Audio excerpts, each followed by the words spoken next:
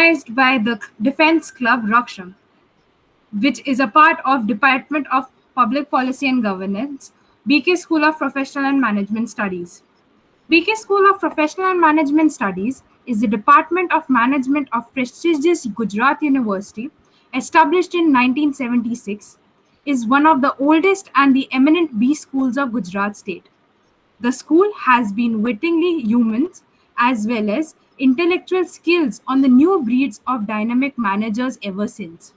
BK has acquired a unique position in the list of top B schools with an attribute with an excellent curriculum, experienced faculties, industrial exposure, strong alumni network, and alumni interferences as well. So, I would like to welcome every one of you to our today's event. I am so happy and proud to be a part of this event today. Our today's session is on the topic of acquaintances of the defense by our today's speakers, retired Major General A.K. Chanand Sirji. Retired Major General A.K. Chanand Sir is an ordinary officer of an alumni of the National Defense Academy, Defense Service Staff College. Apart from this, he has also worked as Higher Command Wing, Army War College, and the National Defense College. He has been involved in making India defense initiative since 2012, and he has the conceptualized and raised the Army Design Bureau for the Indian Army. Sir is also prolific writer, regular speaker at AWC, CDM, Sikandrabad, and NDC on Make in India in Defense. On behalf of Defense Club, I would like to welcome you, sir. We all are happy to have you with us, sir. We are so excited to listen all your kind words, sir. Over to you, sir. Thank you very much, and very good evening to all of you. And thank you for that very nice introduction, Prakriti. Uh, well, I just want to start. Firstly, am I audible to everyone? Yes, sir. Okay. Yes, sir, you are audible, sir, perfectly. Yeah. So, I will, in the next about 15-20 minutes, I will cover certain issues of since you're all students of defense management, as to which what are the facets of management in defense that require a managerial or a management approach or a scientific approach to decision making. Uh, Largely, you see the entire gamut of defense. First and foremost, the first point is when you are dealing with defense, and I will be covering a lot of this in the morning session also tomorrow. So right now I will just give you some overview of the whole thing, and then we'll go in depth in our session that will happen subsequently. As far as the entire defense and security of a nation is concerned, it is what is viewed by the political class and by the governance as a necessary but a wasteful expenditure. The cost of security is not money that you put in and you get back. Like if you spend money on railways, at least you will get revenue back. You spend money on healthcare, you will possibly get a healthy nation which will be able to, you know, give a better output in the bargain. You spend on welfare, you try and bring a lot of equity into the society. And all some of these schemes not only are designed to help the weaker sections of the society, but are also in one way advantageous politically because they bring votes in the bargain. Now, in the case of security, whatever money is being spent is actually bringing nothing back to the state. So, really speaking, the cost of defense is a necessary expenditure, but a expenditure which has no outcomes on the other side. So, therefore, whether it is America or whether it is Chile or whether it is Spain or whether it is India, there is always a consistent battle on how to manage defense expenditure as a certain percentage of your GDP. So this is itself a huge area where people who are doing defense management and have some kind of a finance background can come in and make sure how to actually cut costs or optimize spending in the defense area so that you can get maximum amount of bang for the buck, as they call it in defense parlance, bang for the buck. So you need to optimize your money that you spend on defense fully. Now, how do you do that? One of the ways is that you do more of make in India. Because whatever is made in India will be made in rupees and bought in rupees, so it is not subject to exchange rate variations, conversion factors, etc. Is the first point. The second point is when you make in India, you have control over that product. You can sell it to other countries, and therefore it has good export potential. The third thing is when you make in India, the subsequent maintenance, upkeep, and spares and etc. will be cheaper because it's your own homegrown technology. And fourthly, when you do this kind of a thing, you will be able to actually upgrade, make the so if you make an iPhone, next year you can make an iPhone 7, then 8, then 9, then 10, then 11. So it can continue like that. So you can keep upgrading whatever is yours, but you cannot upgrade anything which you buy from somebody else. So these are some of the ways a Make in India will help you optimize your budgets. The second thing is in budget optimization only is that there are a number of things. We are a very old army. We have heritage. We have from British legacy, we have a lot of land. Like you see in Ahmedabad, right next to the airport, the entire thing is a cantonment on both sides of the road. That is the prime area. So certain monetization of land can take place, which will help, bring in money for defense. Some leasing can happen. Some of these assets need not necessarily be monetized in perpetual terms, but can be monetized in terms of short-term leasing, demonstrations, uh, museums, etc. can be one more way of generating. So you as managers will have to think of ways. But the first point that you will have to understand is that the cost of defense must be offset in some form or the other. Otherwise, it can go into unaffordable levels very quickly. The second point that I want to highlight and make you understand is that as far as defense is concerned, defense is also the second area where managerial processes have to come into play is that a lot is the technology management. We are not able to build things in India because we do not have the technology thresholds to build in India. When we don't have technology thresholds to build in India, what eventually happens is we cannot bring world class products. In any defense area, there is absolutely no scope of failure. In war, nobody comes second. Please remember this. So you have to be the best and you have to win each and every time. If you have to do that, you have to have the best technologies and you have to have the best systems at your disposal. When you do that,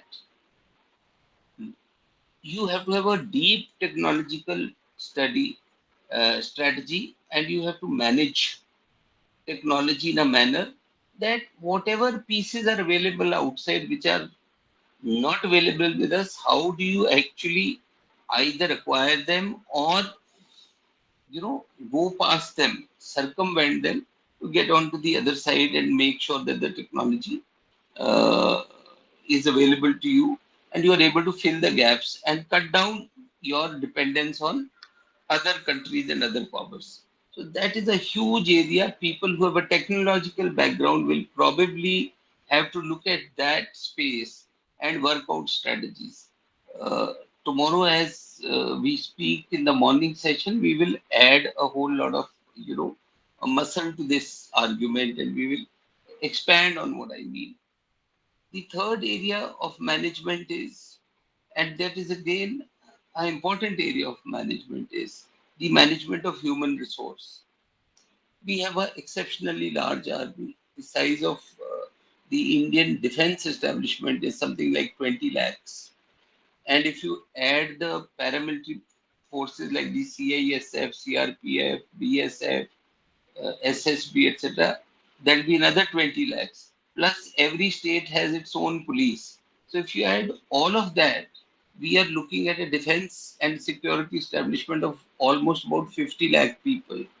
So 50 lakh people, their pays, their pensions, their establishment costs, their operational costs, their logistics, etc., comes out to be a big and a very large amount. So we will need to see how we can synergize. We have to make sure, for example, in peacetime the border is being managed by BSF, but in wartime the army goes and manages the border. Now, so actually what is happening is in peacetime the army is left free to trade, but in wartime the BSF falls back and the army is the one which starts managing. So you have two people doing the same job. So some amount of better management and all there will be able to cut down persons.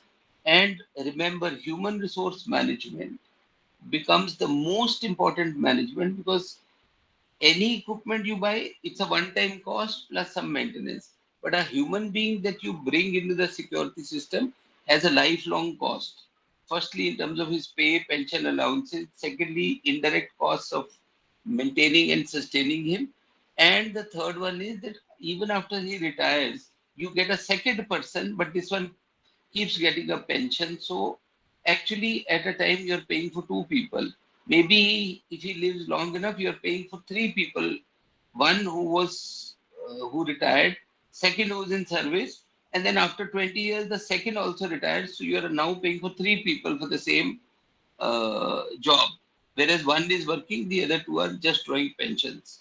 So that is the second aspect. Third aspect that I wish to draw your attention to. The fourth facet is, in a similar way, how do you manage the vast resources of land, the vast resources of heritage that you have. There are so many forts, there are so many killas, there are so many uh, institutions of national significance which are held by the defense. For example, Fort William in Calcutta, Red Fort in Delhi. These are all institutions which are held by the defense, but they're institutions of national significance. Some better management can actually bring in revenues out of all of this. Uh, the next point is something known as profile management or public image management, public perception management, which means that the the public image of your defense is always held at a very high this thing.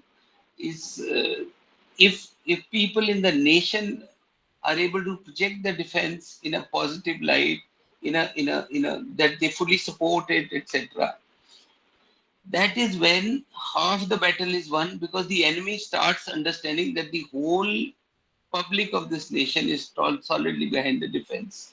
So perception management at all times is very important. These days we live in an era of social media, Facebook, WhatsApp, etc. People are able to generate any kind. Please understand that the enemy is constantly trying to beat the image of your security forces. They will highlight things which are negative. Most of it may be fake, or a small incident be blown up to much bigger proportion than put across. If you remember, an incident of that George Floyd in America, where two, three policemen had misbehaved with one person, which was an incident. It was a wrong incident. Those three policemen have been punished for it, but that was it. It happens. There are people who are not good, but that one incident was taken into the social media, blown up in such a big manner that at the end of the day, entire government had to actually fall. So this is the power of perception management, and students must understand that nowhere is this power put out the most.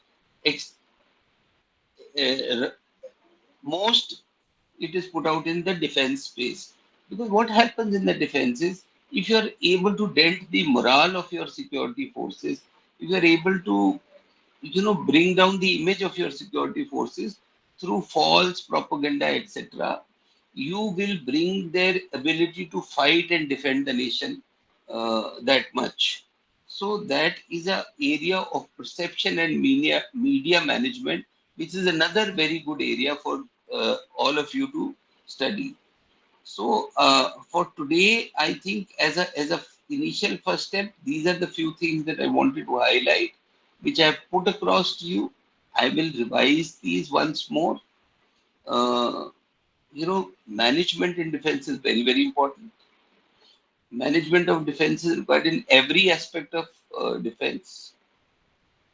Some of the aspects which we will in future sessions debate one by one, and I would like you to interact fully and put questions and make this a more beautiful session, are things like management of defense finances, optimization of defense finance. So the financial management plays a very, very important role.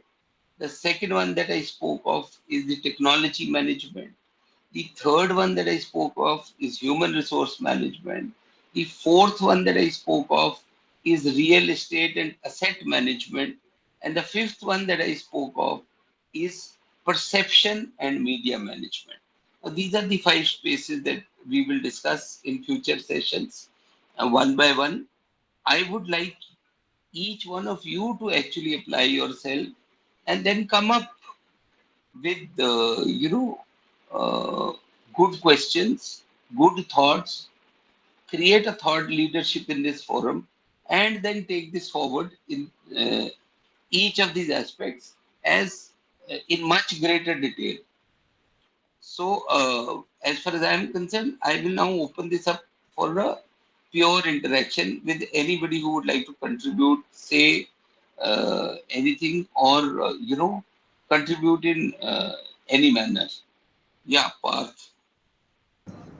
Yes sir, good afternoon sir, Parth Panchali Yeah. है। सर, अभी आपने जो finance management की बात की और land management की भी जो बात की, उसमें आपने पुलिस सेक्टर को भी इन्वॉल्व किया है हाँ, मेजरली। तो सर, जैसे हमारे कैदीज होते हैं मोस्टली जेल्स में, हाँ, तो हमारे यहाँ नॉर्मल वो नॉर्मल काम करवाते हैं पढ़िया वगैरह का, तो हम उनसे भी कुछ एक्स्ट्रा वर्क करवा सकते हैं थोड़ा निगरानी में रख हाँ, के। वो एक हो सकता है जो हाँ, नॉर्मल कैदीज होते हैं, नॉट टेररिस्ट वाले कैदी सर। तो उनसे एक हाँ, अच्छा काम लेना चाहिए, हम बहुत घिसी पिटी तरीके से काम ले रहे हैं सर, बराबर। एंड दूसरी बात, जो लैंड्स का जो यूज करना चाहिए वो डेफिनेटली एक बहुत बड़ा इश्यू है, क्योंकि गवर्नमेंट ग्रांट तो कर देती है बहुत अच्छा लैंड, बट हम उसका प्रॉपर इंफ्रास्ट्रक्चर बना के यूज नहीं कर पा रहे हैं अभी तक। कुछ जगह डेफिनेटली बहुत अच्छा यूज किया है, तो उस पर भी हमें ध्यान देना चाहिए, आपने जैसे बताया उस हिसाब से। तो उस पर हम हाँ। पूरा अपना लैंड डॉक्यूमेंट बना के रख सकते हैं सर, डेफिनेटली। लैंड मैनेजमेंट का एक प्रॉपर सेशन करेंगे हम। उसमें मैं आपको तमाम चीज बताऊंगा, how this land management can happen. Please understand, ये लैंड जो है, ये किसी का है नहीं, ये पूरे देश का लैंड है। जो अहमदाबाद एयरपोर्ट के आसपास जो कैंटोनमेंट है, वो किसी ने, आर्मी ने पैसा देके नहीं खरीदा।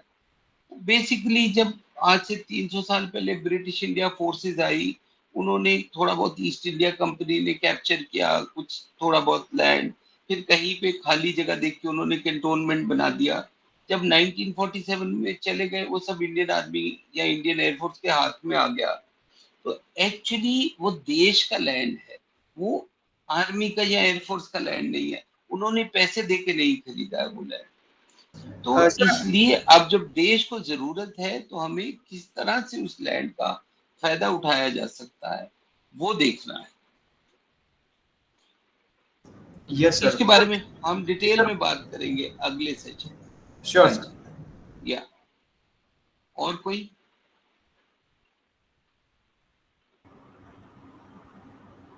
Sir, I had a question. Yes. Sir, mostly हमने ऐसा देखा हुआ है कि apart from being the hardcore person, there has always been a psychological part also attached to it. And recently ये जो pandemic की वजह से ये जो सब नया नया चालू है, but the mental health and mental issue. तो sir, do the army also faces such things, or it is just a myth that everyone says on the world? Okay. So you see, what happens is the pandemic has led to many things that we are not used to. We are used to a very free flowing world. So what happens is we are used to going to school, we are used to meeting friends, we are used to, coming back to our families in the evening, we are used to celebrating together, we are used to going to malls, shopping centers together, etc. So once these things are taken away from us or are denied to us, we start having, because man is essentially a social creature, we start having certain issues that start bothering us. It's not our, you know basic behaviour से हटके है. So इसलिए we start having issues with the new normal, which we call some mental health issues. We start getting, a little tensed up, and it manifests itself in many ways. Now, please understand that pandemic has happened only 2 years. That is why you are facing the brunt. The soldier is always facing these issues. Always facing these issues. Why I say is the soldier is invariably staying away from his family, is invariably staying in areas that are not, there's not easy availability and access to things. The soldier is always, staying under a condition of deprivation. So mental health issues have always been a part of, or a soldier is far more susceptible to mental health issues. There is danger to limb and life. He's always in a much higher stress environment. Those kind of issues always remain alive with him. The only point is that there is good training by which he is able to overcome all of that. And therefore, you see, what one feels is that even us, even, the people who are there in the system, all of us have to learn that training from the soldiers, and we will be able to overcome these issues. Next question, anybody?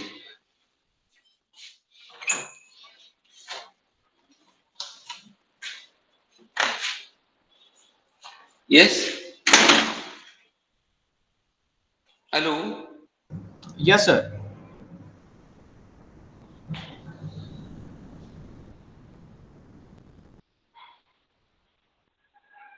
Sir, I have one Hello? more question. Hello. Yeah? Please tell me. Sir, Tell me. with yes, sir. Sir, with the हाँ. finance management, land management, sir हमें transport management का भी देखना चाहिए उसके साथ साथ defence में. बिकॉज सर आप सोल्जर्स को हमें ट्रांसपोर्ट करना है one state to another state, तो वो बहुत लंबा प्रोसेस हो जाता है. कई बार ट्रेन से होता है, कई बार व्हीकल थ्रू होता है, ट्रक्स में. तो उसमें अगर हम इजी मोड ढूंढ ले, जैसे बाय एयर है, तो हम इजीली ट्रांसपोर्ट कर सकते हैं. जैसे अभी चाइना ने एकदम से पूरा बॉर्डर कवर कर लिया सोल्जर्स को खड़े रख के, बराबर सर. तो वहां पे हम अपने छोटे छोटे हेलीपैड्स या फिर छोटी रनवेज क्रिएट करके हम हमारे लिए खुद की सेफ्टी जो इंस्टेंट आर्मी प्रोवाइड कर सके हम वहां पे, तो उसके बारे में भी हमें डेफिनेटली कुछ सोचना चाहिए sir.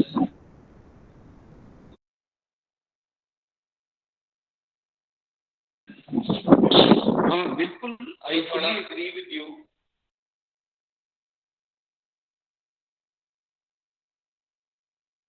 And sir it's also cost Parth, वर्दी. sir just left the meeting because of some okay. network issue, seems like.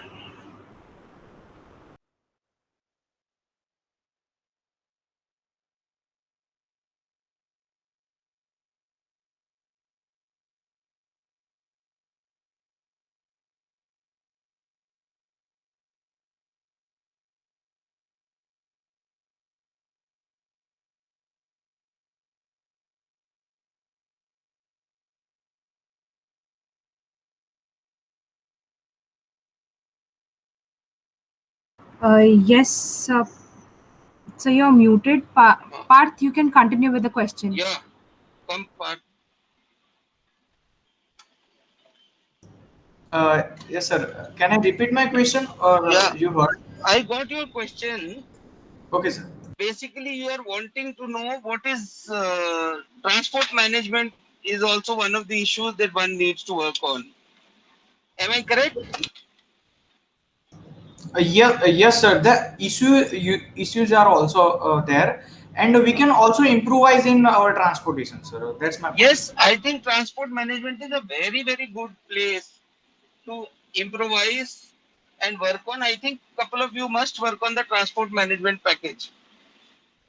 Any other questions?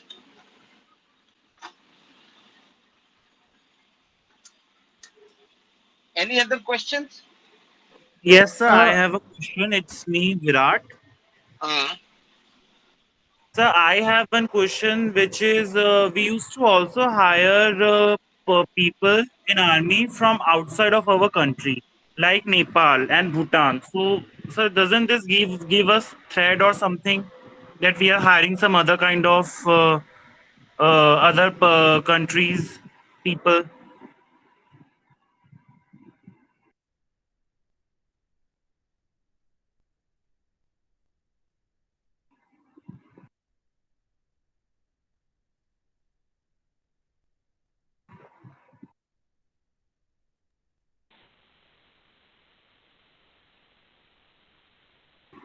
Hello.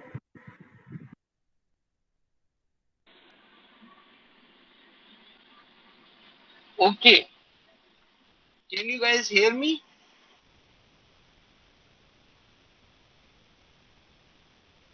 Yes, sir. We can hear Hello. you. Okay. So you see, the Gurkhas have been part of the Indian Yes, sir. We Army yes, can. for sir. the Yes, sir. You last are audible. 300, 400. For the last 300, 400 years, the Gurkhas have been part of the Indian Army. And not only that, Nepal is a landlocked state, so we have to provide jobs to the hill tribes. They have no other access. The mountains are not available to farming, etc. in that magnitude. So this has been now actually they are very well integrated into the Indian Army and the Indian Army system. They make good security people. Uh, when we were young, all the security in terms of chowkidars, guards, etc., were all being Nepali Bahadurs. So they have a tradition, and one need not worry. There is no security threat as far as they are concerned.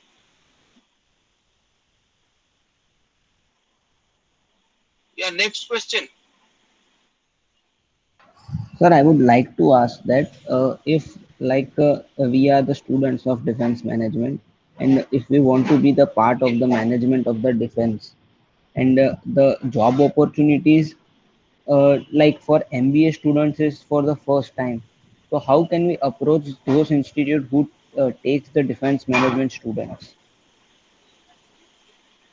Okay, this is a question that I will reserve for the next session, which we have on Monday.